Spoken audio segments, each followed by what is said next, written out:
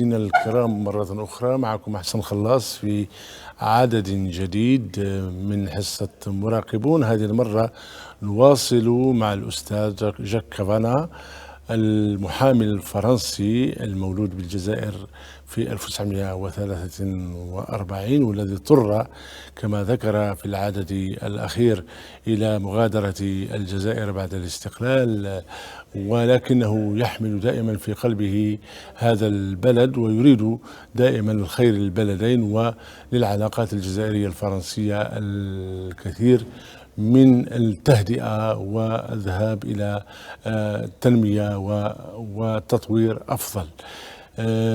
Bienvenue une autre fois, Maître Jacques Cavana.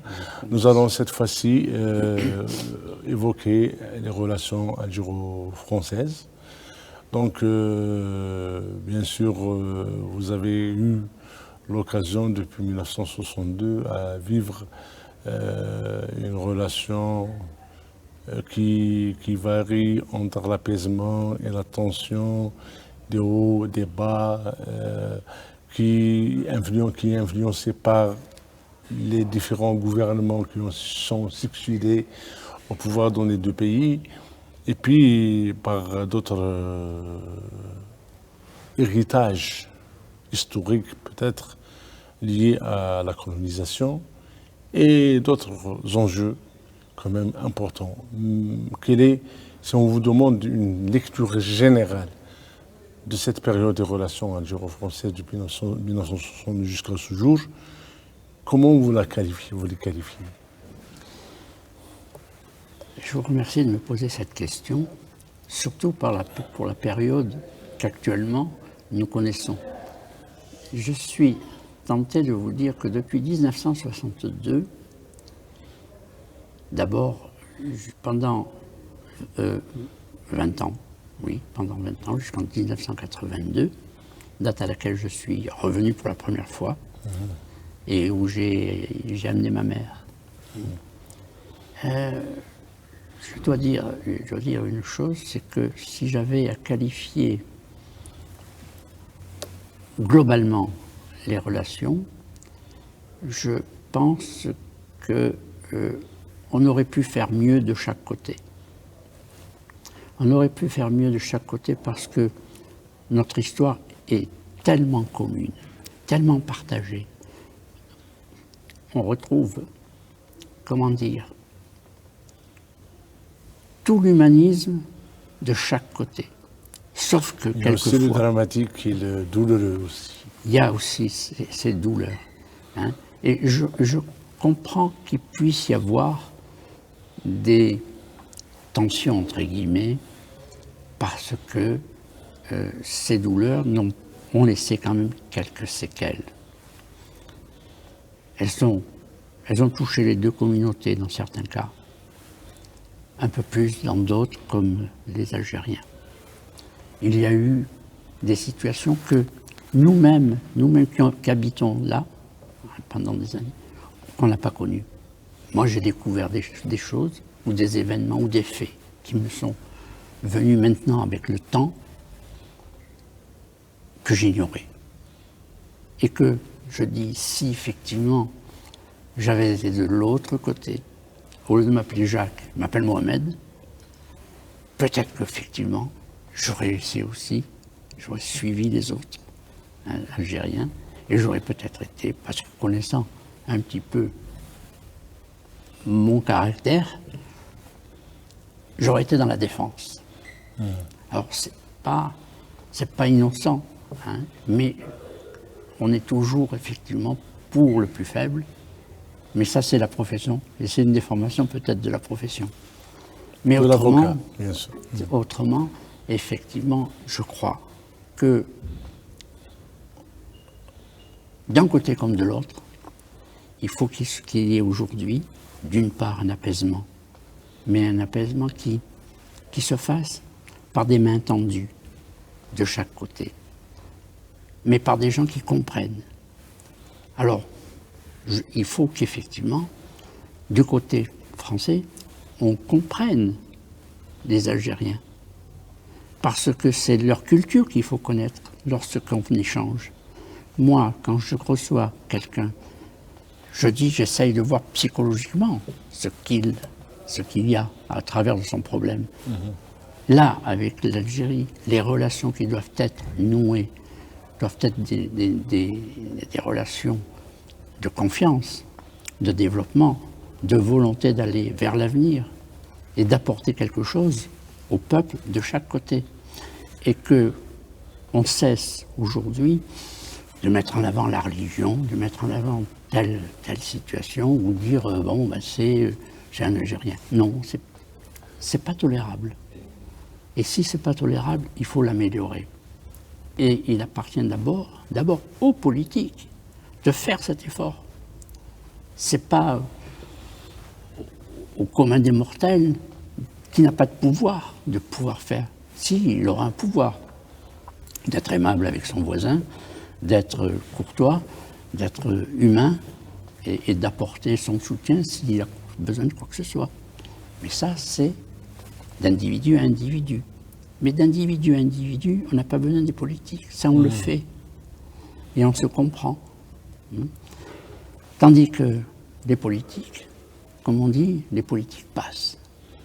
Mais même au-delà des politiques, Maître Cavana, il y a la lourdeur de la mémoire. C'est-à-dire du côté algérien ou du côté français, on ne veut pas lâcher cette affaire de mémoire et on ne veut pas aller dans une relation saine entre l'Algérie et la France sans régler cette question de mémoire, mais qui est compliquée, complexe, comme vous le savez bien. Et puis il y a plusieurs mémoires. Yeah. En France, par exemple, il y a la mémoire des Pieds Noirs, il y a la mémoire des anciens combattants français, il y a la mémoire des Harkis, il y a plusieurs mémoires en France. En Algérie, on ne veut pas aussi aller vers des relations normales sans... Il y a toujours cet arrière-plan mémoriel qui plane dans les relations. Donc, c'est pas facile de le dépasser. Bon, maintenant, les dirigeants des deux pays ont toujours essayé de dépasser cette situation, mais aucun dirigeant n'a réussi à le faire. Le président Sarkozy, lorsqu'il avait lorsqu'il est venu en Algérie, a parlé effectivement du système de colonisation qui était déplorable. Je crois qu'il l'avait qualifié différemment, il avait dit que c'était tout à fait injuste. La qualifié de douloureux. Oui, de douloureux. Hollande, c'est moins avancé, il a préféré parler de demain et de nous dire tout simplement il faut préparer l'avenir. Mais il faut, effectivement, au niveau de la mémoire et du devoir de mémoire que nous avons, parce qu'on l'a de chaque côté, il faut ne pas avoir peur de regarder les faits. Il ne faut pas avoir peur de pouvoir analyser l'histoire et puis de se dire ça ne pouvait pas se faire ou ça n'aurait pas dû se faire. Ça s'est fait, on reconnaît. Et ça, il faut effectivement le reconnaître. Alors après, peut-être qu'il faut le temporiser. Temporiser en disant, éventuellement, qui était plus responsable qu'autre chose. Alors, l'armée, oui, peut-être. Les politiques, oui, certainement. Parce que j'ai quand même le souvenir que M. Mitterrand était ministre de l'Intérieur et que M. Mitterrand a autorisé, peut-être ordonné, la torture.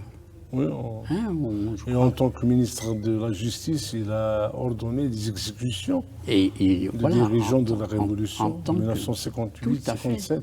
Tout à fait, tout à fait. Ouais. Et ça, il faut le regarder en face. Et il faut savoir le dire. Alors, il ne suffit pas, après, de se voiler la face en disant « mais nous, on ne savait pas ». Et le président Macron est certes sympathique, mais il fait de la politique. Même si à l'origine il n'en faisait pas, il fait de la politique. Il a pris la France dans l'état où elle était. Et quand vous prenez une entreprise, quelle qu'elle soit, même si c'est un pays, hein, vous acceptez l'actif et le passif. Dans le passif, il y a effectivement la période de colonisation, il y a effectivement les drames que nous avons connus, de chaque côté d'ailleurs, de chaque côté. La communauté qui était ici, française, et les Algériens, en France. Est-ce que vous croyez à ce slogan, réconciliation mémorielle? Moi, j'y crois. Mais il faut une volonté, et il faut une volonté avec la participation des gens qui sont nés ici. Et la démarche entreprise par les deux présidents algériens et français de constituer une commission d'historiens pour faire de la recherche sur les... Pourquoi pas? C'est quand même le travail des historiens aujourd'hui. C'est pas le travail des gens qui, comme moi, sont vers l'avenir. Moi, je suis plus tourné vers l'avenir. Je suis pas un historien.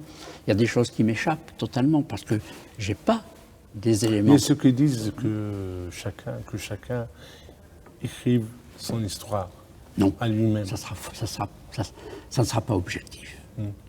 Il faut regarder en face les faits. Oui, ben écoutez, j'ai eu tort à un certain moment. J'ai eu tort. Hein, et ça n'aurait pas dû se faire. C'était une période, on reconnaît les faits. De l'autre côté, on reconnaît les faits, on ne reconnaît pas les faits. Peu importe. Mais il faut qu'il y ait un accord. Si on veut une histoire objective, hein, il faut qu'on soit deux à en parler. Si je fais, moi, mon histoire de mon côté, j'aurais raison. Mais j'aurais raison tout seul. C'est pas ça. C'est pas ça l'histoire, c'est pas ça la mémoire. La mémoire, elle est commune. Et si cette mémoire commune, je ne la partage pas avec les Algériens, je ne vais pas avancer. Mais encore, on n'autorise pas l'accès aux archives jusqu'à maintenant. En France, il y a une grande partie des archives qui n'est pas accessible. Mais justement, il appartient à ce moment-là au président de la République d'autoriser les historiens qui seront désignés dans cette commission d'avoir accès. Voilà, on a découvert... Il y a l'archive des militaires. Oui, tout à fait. Et sécuritaires, tout à fait. Qui n'arrivent pas à être ouverts. Tout à fait. Donc c'est pour ça. Mais il faut... Parce que c'est là où il y a les massacres et la torture. Mais il y a des choses qu'effectivement qu'on découvre. Qu'on découvre. C'est pas l'archive administratif ou bien... Mais c'est l'archive militaire et sécuritaire qui est plein de torture, d'exécution, de massacres et tout.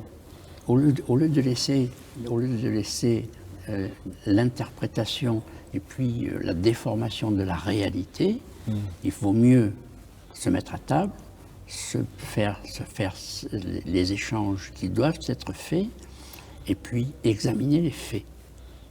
Voilà. Et si on examine les faits en commun et que les documents soient donnés, ben, ça ne sert à rien de reculer. Au contraire, on crée des tensions et des tensions inutiles. Pendant ce temps, on fait quoi?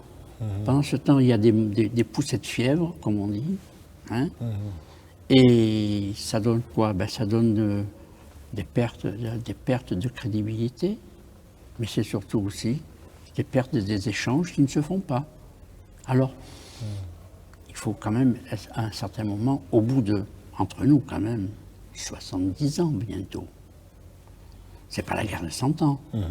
Hein, ça y ressemble. Et puis il y avait des exemples entre l'Allemagne et la France. Il y avait beaucoup de massacres, il y avait beaucoup de séquences douloureuses.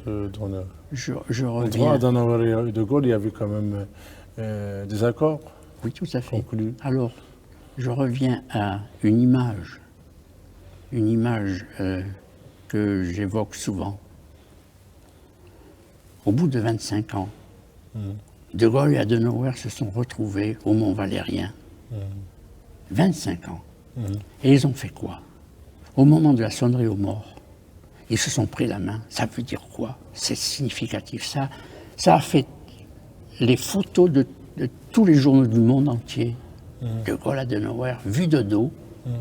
en train de se Et puis il y prendre avait la main. par la suite Mitterrand et Helmut Kohl. École, ils ont refait. Ouais, Ils ont ouais, refait. ouais. Mais la première fois, c'était là que c'était important, 25 ans. Aujourd'hui, 70 ans. Comment arriver à faire mieux? Je l'ai proposé, moi, en disant, cette image est importante. Et c'est important, c'est pour les relations qu'on peut avoir. C'est que le président algérien puisse refaire cette image à son, comment dire, dans l'intérêt du développement des relations entre les deux pays. Et de faire cette image, de recréer cette image avec quelqu'un de la communauté, pas avec un Parisien, ça n'a aucun intérêt, c'est du plagiat. Mais avec quelqu'un de la communauté, c'est important. Et si c'est important, pourquoi? Parce qu'aujourd'hui, les relations sont ce qu'elles sont. C'est-à-dire avec les repartis, plutôt. Oui, avec les deux partis qui étaient ceux qui finalement, comme on dit vulgairement, ont trinqué. Hein? Voilà. C'est avec eux. Ce qui va faire quoi? Ce qui va quand même donner quand même une meilleure idée à la France de ce qu'était la communauté, et surtout, ce qui va faire que les relations avec l'Algérie seront modifiées par Paris. Parce que cette main tendue nouvelle apportera quelque chose. Alors je vais vous le dire, c'est pas quelque chose que j'ai inventé là tout à l'heure pour l'émission, parce que je l'ai proposé au président précédent. Et je Président l'ai... Tebboune. Non, précédent. Précédent président. Voilà. Ouais, d'accord. Et avec qui j'ai toujours échangé des courriers pendant 20 ans. Et c'est lui qui était le porteur du message. Et à qui j'avais dit à l'époque, si le président fait ça, ça sera le Raïs du Maghreb. Alors, je sais que je l'avais fait sursauter. Raïs. J'ai eu un moment de solitude parce que je me suis dit, tu n'as peut-être pas la bonne traduction de Raïs. Mais dans mon esprit, c'était le Raïs à l'équivalent de Nasser. Et je ne me suis pas trompé, c'était ça. Alors, il ne faut pas perdre de vue quand même, aujourd'hui, c'est que la France a le plus grand intérêt à ce que les choses s'amenuisent, s'arrangent et se développent. Parce qu'il ne faut pas perdre de vue, c'est que l'Algérie, c'est la porte de l'Afrique. Et aujourd'hui, l'Algérie, c'est le garant de ce que les pays africains ne se déversent dans la Méditerranée avant d'arriver de l'autre côté, que ce soit en Italie, en Espagne ou en France. C'est là. C'est là que la France doit avoir une aide et une compréhension de l'Algérie. Oui, il a intérêt à ce qu'il ait l'Algérie comme un allié stratégique, comme un partenaire, comme un allié. Un allié et un partenaire.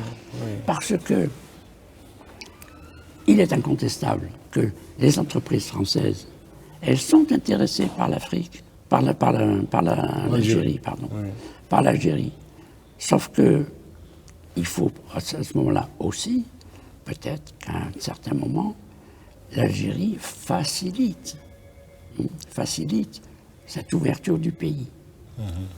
L'intérêt de l'Algérie, comme de la France, c'est de pouvoir s'ouvrir sur l'État. L'Algérie est un grand pays, 5 fois la France déjà, en superficie, 5 fois la France, c'est un grand pays.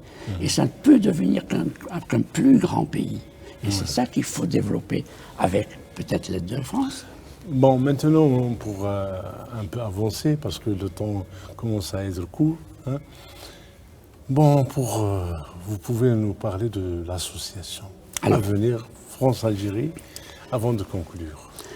L'Algérie, Comment l'association vous que êtes, nous avons créée, d'abord, comment l'idée est venue, en quelle année, et qu'est-ce qui a motivé cette nécessité de créer en urgence cette association? C'est les tensions actuelles? non. Alors, c'est pas l'urgence qui a fait ça, hein, ni les événements actuels, puisqu'on l'avait évoqué Déjà bien avant. déjà quelques mois avant. C'était, je crois, en novembre ou en décembre. Hein. Je crois que c'était peut-être en novembre 2004. Hein. Et on avait convenu. Alors, c'était au cours d'une discussion, on était trois. Deux Algériens, dont l'ancien député des Algériens en France, qui est M. Ouazen, et qui me dit peut-être qu'il faudrait créer quelque chose. Je dis oui, une association, etc. Et il se retourne vers moi et il me dit chiche, on l'a fait. Chiche. Alors je lui dis c'est pas le genre de choses qu'il faut me dire. Parce que quand on me dit chiche, moi je fais. Donc, avec M. Ouazen, un ancien député, nous avons mis sur pied et on a démarré depuis le mois de février. Donc c'est une association en France. C'est une association de droit français. Oui, d'accord. Oui. Oui, parce que si on la faisait ici, on n'aurait pas pu la créer avant un certain nombre d'autorisations qui sont demandées. Là, c'est une loi, une association type 1901, donc il n'y a pas de difficulté, elles sont créées facilement. Et ça permet d'avoir les échanges, ce qui n'empêchera pas après de créer une association qui sera dépendante de l'association mère. Hein, voilà. Donc, de ce côté, il y a des Algériens, beaucoup d'Algériens. Alors, on fait en sorte que déjà dans le bureau, c'est paritaire. Vous avez les Algériens et vous avez à égalité. Comme ça, il n'y a pas de problème. Hein. Il y en a qui résident ici, il y en a qui résident en France. Mais les deux principaux sont des Algériens. Des objectifs, rapidement. Les objectifs, c'est de développer les relations, au regard justement de la géopolitique qui change, hein, au regard de la géoéconomie qui change aussi. Et donc il faut développer les relations entre la France et l'Algérie, qui est un développement harmonieux, fraternel, humanitaire et humain. Ce sont des droits qui sont simples, mais qui sont faciles à comprendre et qui sont faciles à mettre en œuvre. Ensuite, après, il faut pouvoir, effectivement, qu'il y ait des relations culturelles, des échanges culturels. On va essayer de faire probablement prochainement d'ailleurs, j'essaie de le mettre sur pied, quelque chose avec, sur la philosophie d'Albert Camus. Mais ça n'empêche pas qu'on fasse aussi une participation contre certains événements qui nous amènent à plaider dans le cadre d'acteurs de racisme, etc., etc. Donc c'est quelque chose qui fait qu'on aura des points d'importance, et je n'ai rien caché parce que autant tout simplement les Algériens à un certain niveau connaissent l'existence de l'association, autant j'en ai même averti le consulat de France pour leur dire j'ai créé ça, vous ne l'apprendrez pas par la presse, vous l'apprendrez par moi. Comme ça, je ne cache rien. Vous avez un appel à lancer aux deux communautés algériennes et françaises? Bien, l'appel que je serais tenté de vous dire et de lancer, c'est de dire, écoutez, nous avons pendant des années vécu ensemble, nos parents ont vécu ici, nos grands-parents ont vécu ici, ça s'est toujours bien passé, il y a toujours eu une certaine harmonie. Eh bien, il faut maintenir cette harmonie, il faut la développer, il faut gommer ce qui n'est pas bon, parce que c'est pas non plus bon de traîner des points qui ne sont pas éclaircis. Alors, c'est effectivement, il faut gommer, il faut arriver à résoudre le problème de mémoire, il faut arriver... Tout à l'heure, un petit peu avant, je vous parlais des cimetières, mais c'est aussi un problème de mémoire. Donc il faut, vous voyez, tout ça, ça doit... je suis obligé de dire que j'ai regretté, et je l'ai dit suffisamment, y compris au président Macron, Quand on passe la pelle mécanique sur 7 hectares du cimetière d'Oran sans avertir les familles, c'est intolérable. C'est intolérable et les Algériens ne le savaient pas. Vous voyez, ils ont découvert. Eh ben oui, on n'a rien demandé aux familles, y compris celles qui avaient des concessions. Alors je l'ai écrit. Voilà. Alors, mon souhait aujourd'hui, c'est de voir d'un côté comme de l'autre, qu'on puisse se tendre les mains, qu'on puisse se regarder ensemble, et puis sans se poser des questions, parce que quand on se regarde, un Algérien et un Pinois, quand on se regarde ensemble, on sait ce que l'un va poser comme question, et l'autre sait déjà la réponse qu'il va lui faire. Très bien, avec cette conclusion, on va terminer avec l'émission. Merci beaucoup. Je vous remercie pour votre accueil, pour votre gentillesse. D'être avec nous. Vous avez quand même répondu à notre invitation. J'ai essayé de faire pour le mieux. C'était un honneur pour nous. Nous vous remercions beaucoup au nom de la chaîne de Ouattania TV. Donc, on espère bien vous voir dans un autre plateau, bien dans d'autres occasions. Ça sera toujours avec plaisir. Ouais. Bon, merci beaucoup. مشاهدينا الكرام نأتي إلى نهاية هذا العدد على أن نلتقي مجددا في عدد جديد. نستودعكم الله والسلام عليكم ورحمة الله تعالى وبركاته.